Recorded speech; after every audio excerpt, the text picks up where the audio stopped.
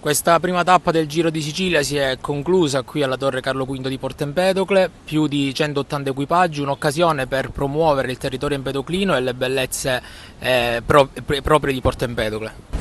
Sì, quest'anno rispetto agli altri anni si è deciso di fermarsi sotto la Torre Carlo V, infatti 180 equipaggi sosterranno qua sotto la Torre Carlo V, dopodiché visiteranno la torre e andranno un po' in giro per la città.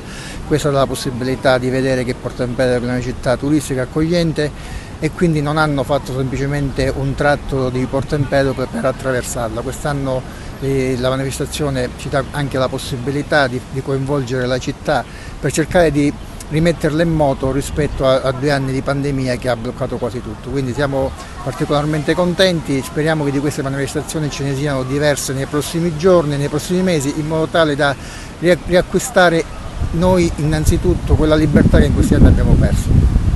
Un'occasione quella dell'arrivo del Giro di Sicilia a Porto Empedocle per promuovere le bellezze del territorio, ma anche alcuni prodotti tipici enogastronomici. Sì, in effetti ogni anno noi utilizziamo questo Giro di Sicilia di Autostoriche che non è altro che un giro turistico sportivo da parte di gente proveniente da tutta Europa. E noi ogni anno l'abbiamo utilizzato come promozione del territorio attraverso i prodotti della enogastronomia. Tant'è che ogni anno diamo una bag turistica contenente i prodotti dell'eccellenza. Quest'anno abbiamo dato, i nostri sponsor sono state le cantine Cellaro di Sambuca di Sicilia, l'Italcali, le marmellate Ciauro e poi i dolcetti tipici, quelli che noi chiamiamo ingiminati, i biscotti ingiminati del commissario Montalbano, tanto cari ad Andrea Camilleri.